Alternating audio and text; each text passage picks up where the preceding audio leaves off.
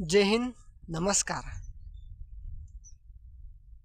आज मी अशा ठिकाणी आलेलो आहे जे आपला मराठवाडा या भागाला म्हणून दुष्काळ म्हणून, कारण आपल्या गावाकडे बघता मराठवाड्यात पाण्याची खूप कमतरता आहे. पण या सरकारने किंवा काही आपले पूर्वजच ज्यांनी अहोरात्र मेहनत करून जी नदी नाशिक या ठिकाणावरून गोदावरी नदी उगम पाहून आपला भारताच्या पूर्वे साईडचं पाणी हे समुद्रात न जाता ते साठवून ठेवणं आणि ते साठवून आपल्या शेतीपर्यंत, औद्योगिक क्षेत्रापर्यंत, तसेच आपल्या दैनिक जीवनामध्ये कुठेतरी ते उपयोगात यावं.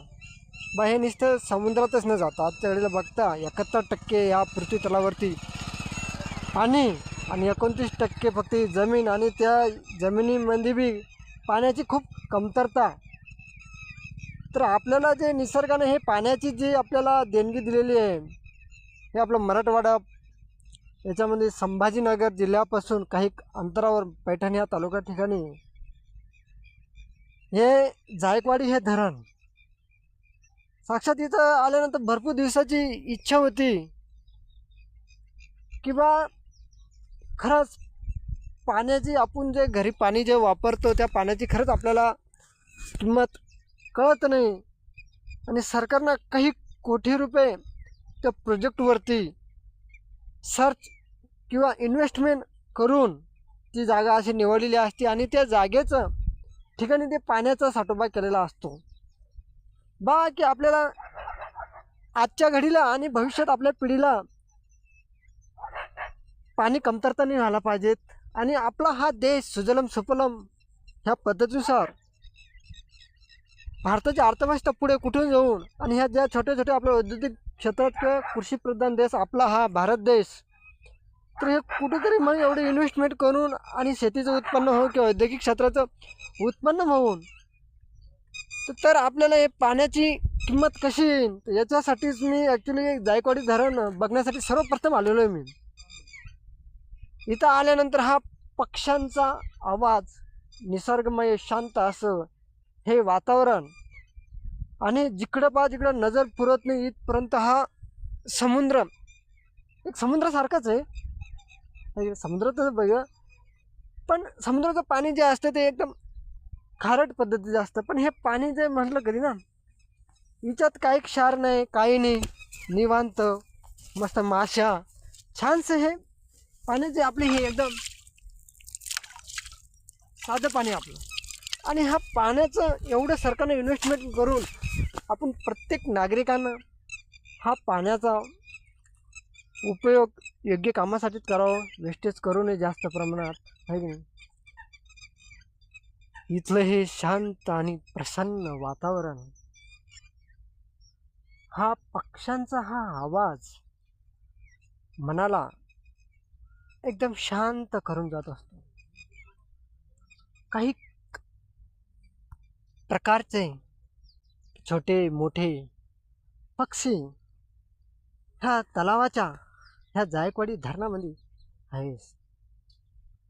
आणि इथली ही सुपीकता, आणि इथून आपल्या छत्रपती संभाजीनगरच्या MIDCला पाणी पुरवठा केला जातो. ही ती MIDCची ही पाईपलाईन गेलेली आहे. आणि एवढ्या सोयी सुविधा असून मग आपण का कमी पडलेलो आहे? सरकारनं तर भरपूर काही आपल्याला ह्या सुविधा दिलेल्या आहेत, कारण आपल्या अंगी चिकाटी जिद्द असावं ह्या निसर्गानं प्रत्येकाच्या अंगी चांगले दिलेले आहेत.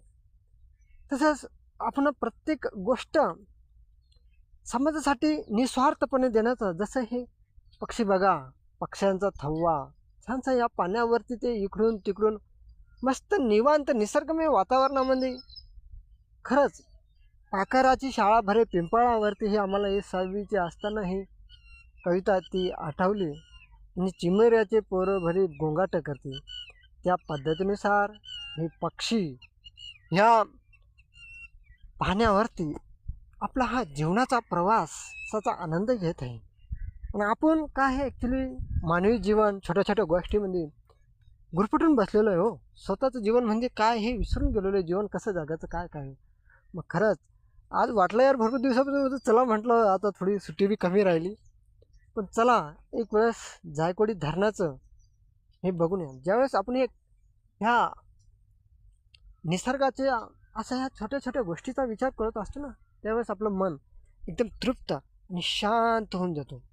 ह्या निसर्गानं आपल्याला अशा भरपूर काही काही गोष्टी दिलेल्या आहेत आणि त्या गोष्टीचा आपण आपल्या जीवनामध्ये योग्य ते उपयोग करून आणि भविष्याच्या पिढीसाठी पण त्याचा फायदा व्हायला पाहिजे.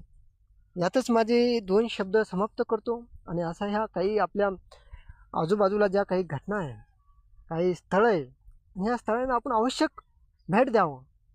आपण म्हणतो यार काम काम काम, जिंदगीभर आपल्याला कामच करणं. आतापर्यंत पण भूतकाळात आपण कामच करत राहिलेलो आहे. मग प्रेझेंट आपण केव्हा जगायचं? आपण एक मुद्दा येतो ना, त्याच्यासाठी एक शांत वातावरणामध्ये म्हणत चला यार निसर्गमय वातावरणात येऊन इथं ते शेतकरी आपापले मासेमारी प्रत्येकजण किती ह्या तलावावरती किती जण अवलंबून आहेत. हे जायकवाडी धरण म्हणून हे.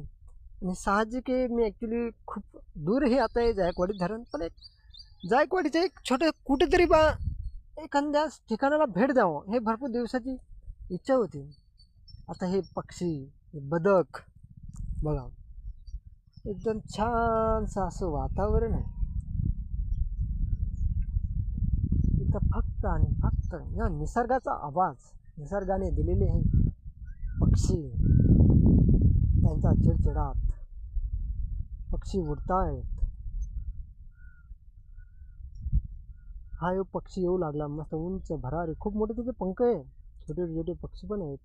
आता ॲक्च्युली त्या पक्ष्याचं नाव तर नाही सांगलं जाणार, पण त्याची एकदम शांतानं असं त्या बाबळीच्या झाडावर ॲक्च्युली त्या पाण्यावरतीच बसला उडत येऊन.